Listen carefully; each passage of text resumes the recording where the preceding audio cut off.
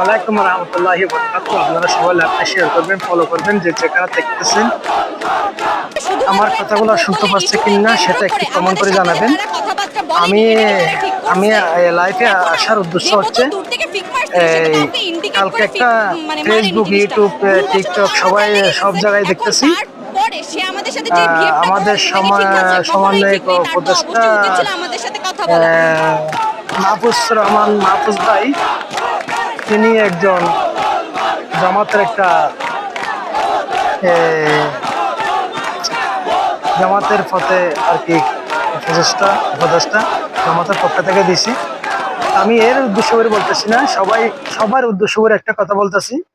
আপনারা বাংলাদেশে এরকম যে কি বলবো, আমি বলার তো ভাষা নাই, তবে একটা কথা বলি আপনাদের উদ্দেশ্য করি, সবার উদ্দেশ্য করি। ভাই, আপনারা সময় নেওয়া ঠিক আছে, আমি বুঝতে পারলাম, কিন্তু আপনারা জানেন নিরাপত্তা নাই। আপনার আরেকজনের কিভাবে জানেন নিরাপত্তা দেবেন? আমাকে একটা বলবেন, একটা কমেন্ট করে জানাবেন। কালকে আমি দেখলাম আপনার মাথার উপর বোতল মারছে কালকে, আর দিন আপনার আরেকদিন আপনাকে আরেকটা মারবে, আরেকদিন আরেকটা মারবে।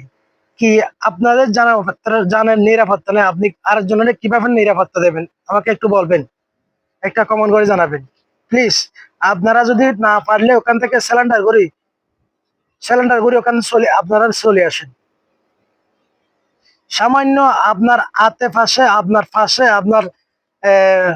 আপনার পাশে অনেক দেখতেছি, আমার ওইখানে দেখতেছি আপনার পাশে চতুর্দিকে অনেক মানুষ দেখতেছি।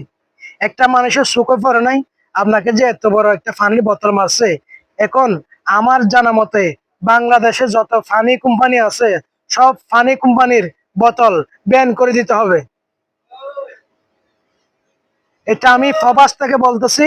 পানি কোম্পানির পানি বোতল সবগুলো ব্যান করে দিতে হবে।